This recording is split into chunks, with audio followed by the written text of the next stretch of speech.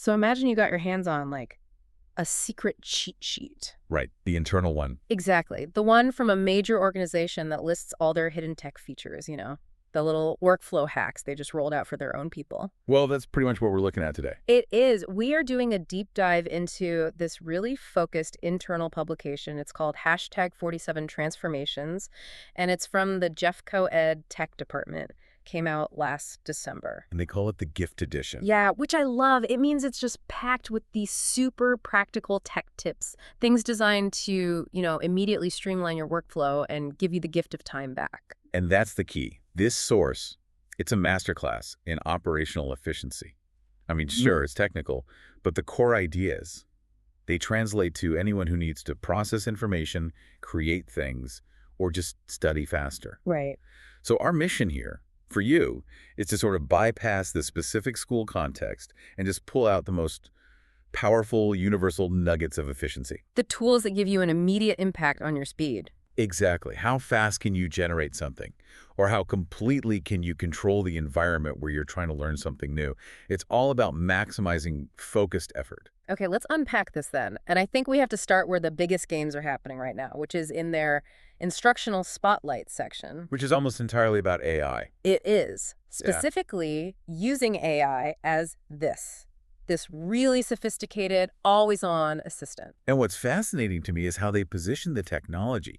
The whole theme is a clear move away from this idea of AI as a replacement for people. No, not at all. Instead, it's shown as a direct, hyper-efficient partner in the workflow.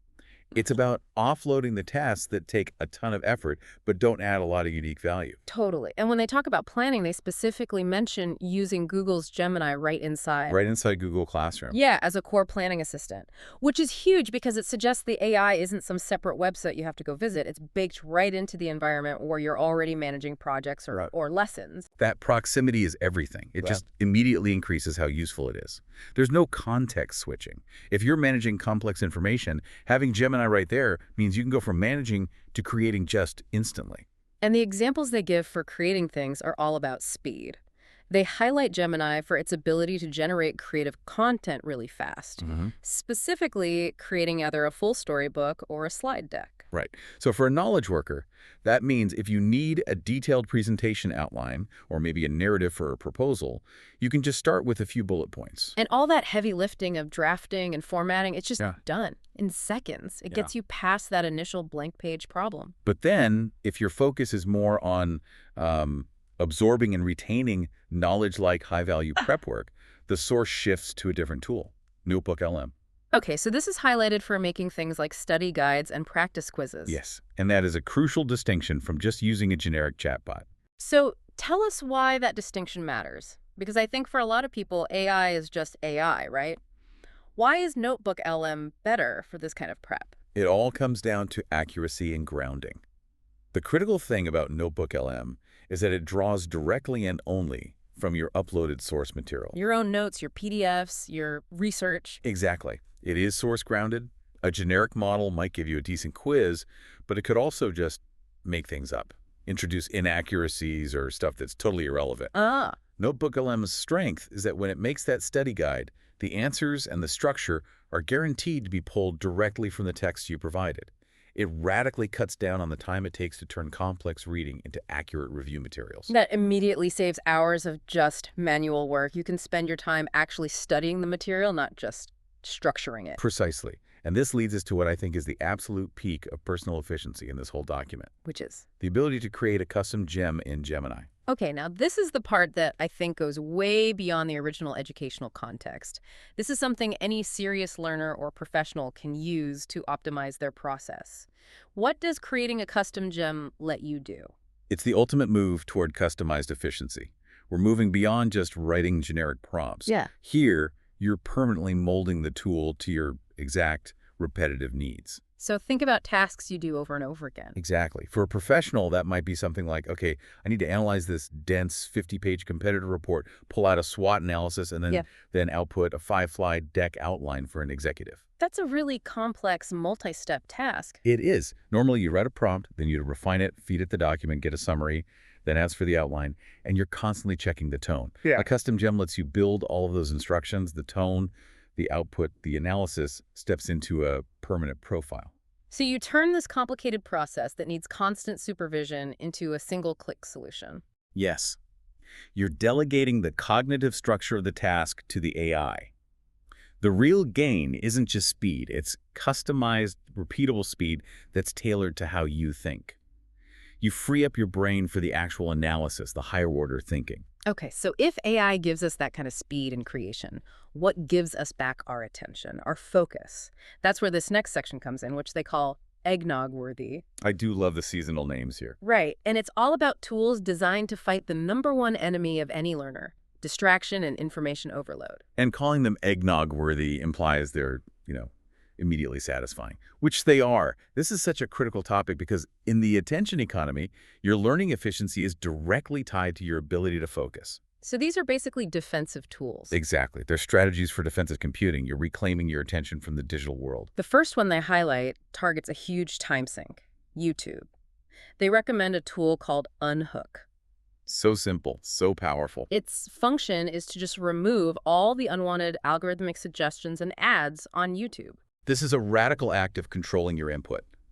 I mean, how many times have you gone to YouTube to watch one 10-minute educational video? And an hour later, you're watching competitive baking highlights. Exactly. The algorithm is designed to pull you down those rabbit holes. Unhook just sterilizes the environment. It locks you into your original purpose. And that same philosophy of controlling the environment extends to reading with a tool called Unclutter. This one targets online articles. It just wipes away all the sidebars, the pop-ups, the related story widgets, all the visual noise, leaving a clean reading space. Deep reading requires cognitive isolation. And reading on the web is so often this fragmented, frustrating experience where your peripheral vision is just constantly being attacked. Unclutter centralizes the text. It turns a chaotic web page into a focused document. And it has some extra features that make it a real study tool. The source mentions you can adjust the font size, you can make digital highlights right there in the clean view, and even save articles to come back to. So you're turning this temporary, chaotic web page into a permanent, annotatable study asset. Exactly. This is so much more than just blocking ads. It's about aggressively enforcing the line between consumption, which is your learning, and monetization, which is the distraction. But I do have a question.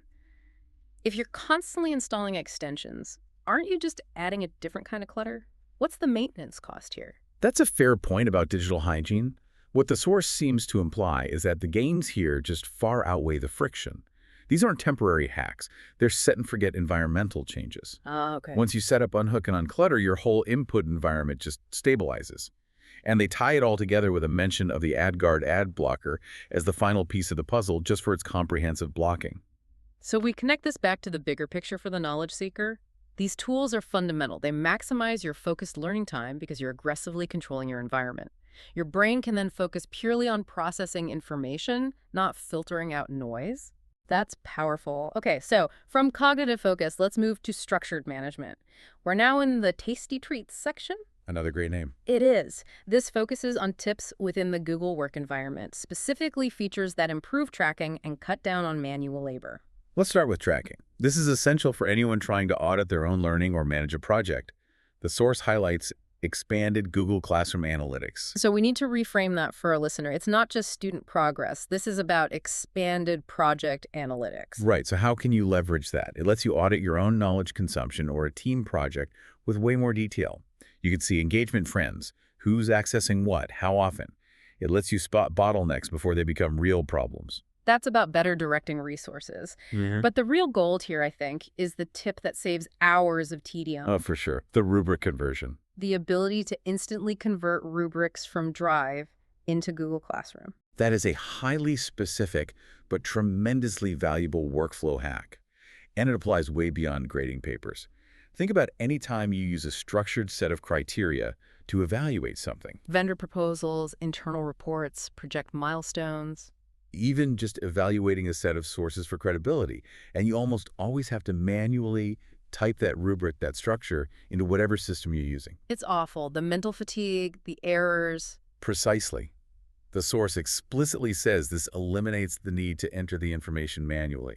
You go from this painful transcription task to an instantaneous import. The time and mental energy you save are just Massive. And one last one from this section. For anyone doing virtual collaboration or mentoring, they mentioned the practical use of the waiting room in Google Meet. Just a simple feature, but